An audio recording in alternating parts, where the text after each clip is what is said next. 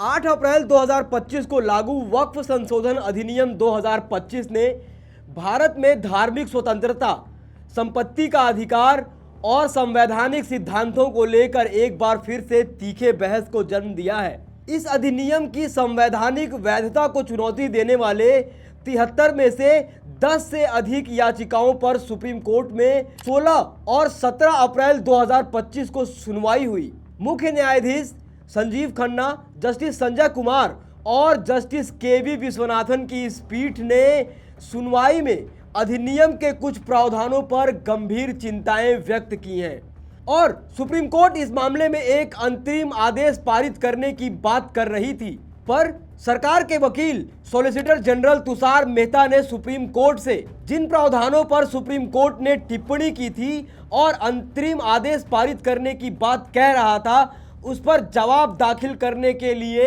7 दिनों का समय मांग लिया है। देखिए, खबर आपके स्क्रीन पर है। वक्फ संशोधन अधिनियम मामले में केंद्र सरकार को सुप्रीम कोर्ट से झटका लगा है। अदालत ने संशोधन के कुछ हिस्सों पर सरकार को आगे बढ़ने से तब तक रोक लगा दी है जब तक कि अगला आदेश न आ जाए। इस मामले में अदालत ने गुरुवार को कई अहम टिप्पणियां की। दरअसल वक्फ संशोधन अधिनियम 2025 की संवैधानिक वैधता को चुनौती देने वाले याचिकाओं पर सुप्रीम कोर्ट ने 17 अप्रैल 2025 को एक महत्वपूर्ण अंतरिम आदेश जारी किया। कोर्ट ने केंद्र सरकार को 7 दिनों में जवाब दाखिल करने का निर्देश दिया और अगली सुनवाई तक वक्फ बोर्ड या केंद्रीय वक्फ परिषद में कोई नई नियुक्ति न करने और वक्फ बाई यूजर संपत्ति को डीनोटिफाई न करने का आदेश दिया है। यह फैसला न केवल वक्फ संपत्तियों के प्रबंधन और प्रशासन से जुड़ा है, बल्कि धार्मिक स्वायत्तता, संवैधानिक अधिकारों और सामाजिक समरसता के बड़े सवालों को भी उजागर करता है। सुप्रीम कोर्ट ने इस मामले में all India Muslim personal law board, AIMIM के सांसद असदुद्दीन ओवैसी, कांग्रेस सांसद मोहम्मद जावेद, RJD सांसद मनोज कुमार झा और जमीयते उलेमाए हिंद जैसे याचिकाकर्ताओं की याचिकाओं पर विचार किया। इन याचिकाओं में तर्क दिया गया है कि अधिनियम संविधान के अनुच्छेद 25 और 26 का सीधा उल्लंघन करता है। वक्फ संशोधन अधिनियम 2025 की आलोचना का मूल आधार यह है कि मुस्लिम समुदाय की धार्मिक स्वतंत्रता और सांस्कृतिक पहचान पर हमला करता है। अनुच्छेद 26 के तहत किसी भी धार्मिक समुदाय को अपने धार्मिक मामलों को प्रबंधित करने का अधिकार देता है। गैर मुस्लिमों को वक्फ बोर्ड में शामिल करने का प्रावधान इस अधिकार का स्पष्ट उल्लंघन है।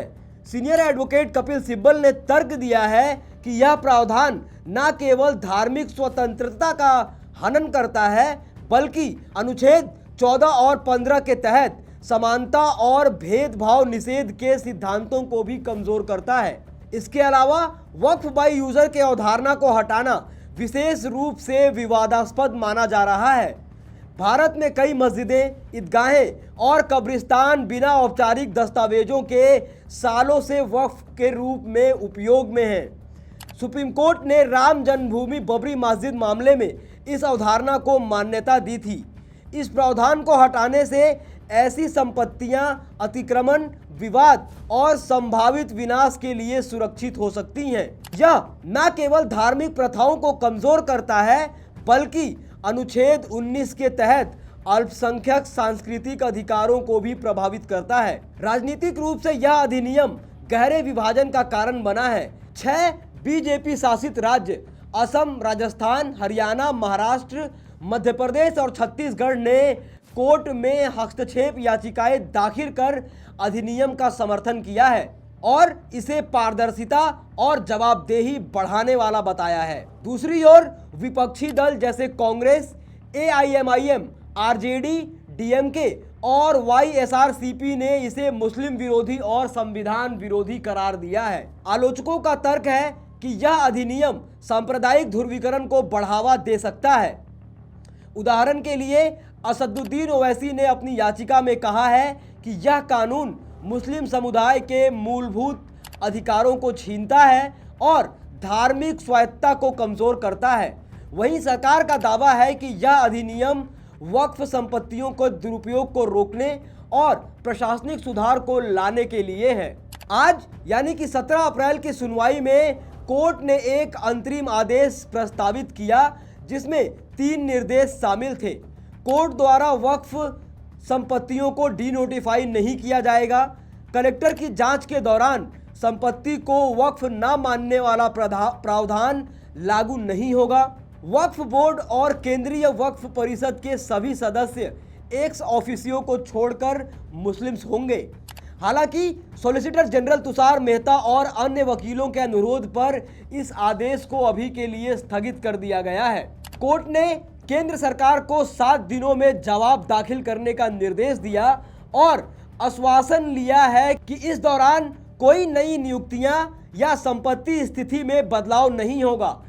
यह दृष्टिकोण कोर्ट की संतुलन बनाए रखने की कोशिश को दर्शाता है, जो न अधिनियम को पूरी तरह से निलंबित करता है, न ही याचिकाकर्ताओं की चिंताओं को नजरअंदाज करता है। वक्फ संशोधन अधिनियम 2025 धर्मनिरपेक्षता और राज्य के नियामक अधिकारों के बीच एक जटिल टकराव को उजागर करता है। सरकार का तर्क है कि यह कानून वक्फ संपत्तियों के प्रबंधन में पारदर्शिता लाता है और दुरुपयोग को रोकता है। हालांकि याचिकाकर्ताओं का मानना है कि यह मुस्लिम समुदाय को लक्षित करता है और अन्य धार्मिक संस्थाओं जैसे हिंदू ट्रस्टों पर समान नियामक प्रतिबंधों की अनुपस्थिति इसे भेदभावपूर्ण बनाती है।